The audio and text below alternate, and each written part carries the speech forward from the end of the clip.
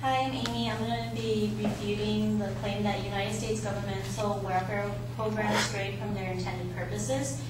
His claim says that programs does not work and it wastes money and it's a luxury that the economy right now cannot afford. He mentions the Supplemental Nutritional Assistance Program, which is SNAP, and Temporary Assistance for Needy Family, TANF. There's three key things that I want to talk about, which is that welfare programs don't damage the economy, SNAP and TANF meet demanded purposes, and welfare does not prevent people from finding jobs by relying on the ease of the programs. My rebuttal is that U.S. governmental welfare programs meet intended purposes.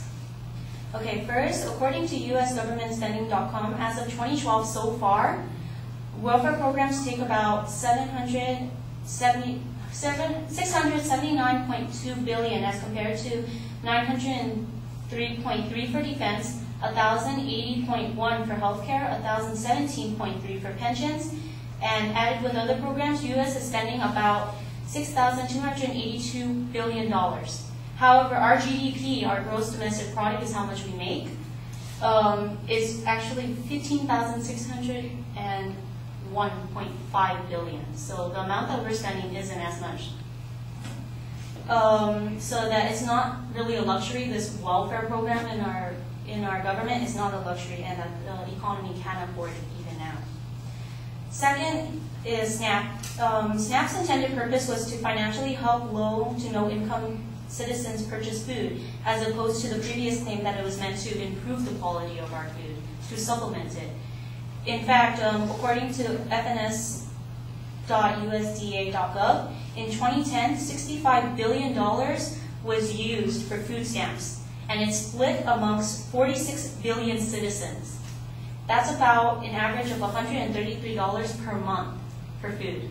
That's not a lot for food per month.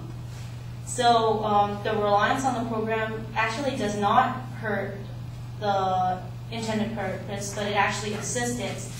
Because in the previous claim, he claims that if we ever took this program out, it's going to hurt our economy, because 9% of our economy is based on the amount of money that was used in food stamps. But in fact, in 2011, Secretary of Agriculture Tom Vilsack states every dollar of SNAP benefits generates $1.84 in the economy in terms of economic activity.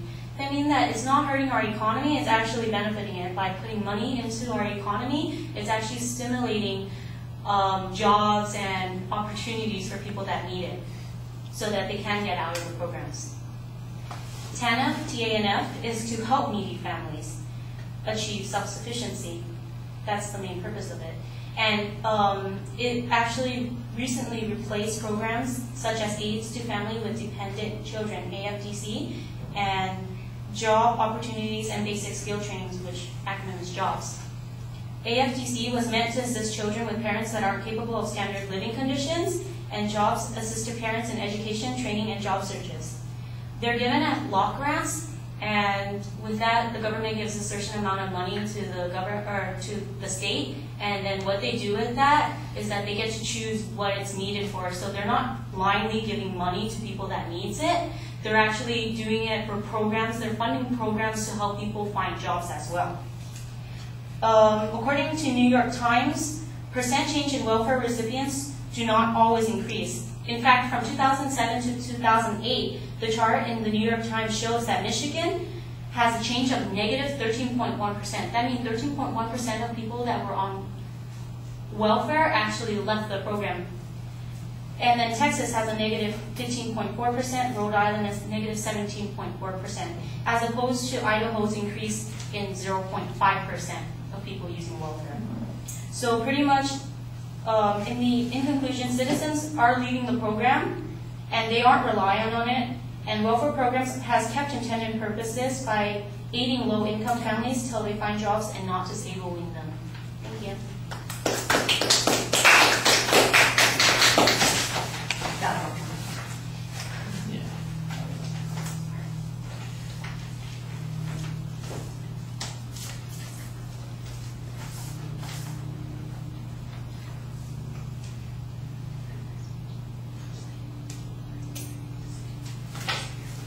being honest and so not appreciate that. I appreciate it.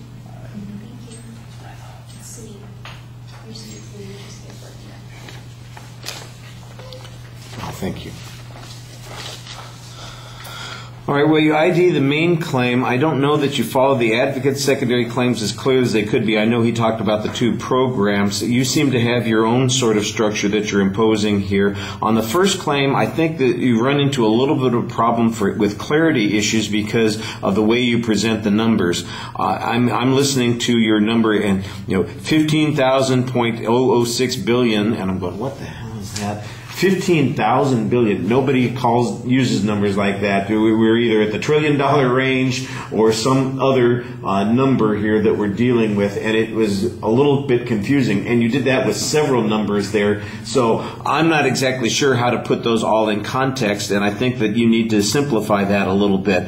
I thought that you had a clearer argument when you started talking about the individual programs directly, and you mentioned SNAP and TANF, and you've got some good, clear counter evidence on these particular points. There's not really much discussion of the evidence that the advocate used to support their position, but you do have some, like I said, some good counter evidence on each of these points. The information on from the New York Times about people leaving the welfare rolls, I do think it's a little bit problematic because it is, a little bit dated here, 2007, 2008, and I'm not sure if the advocate used more contemporary evidence on those particular points.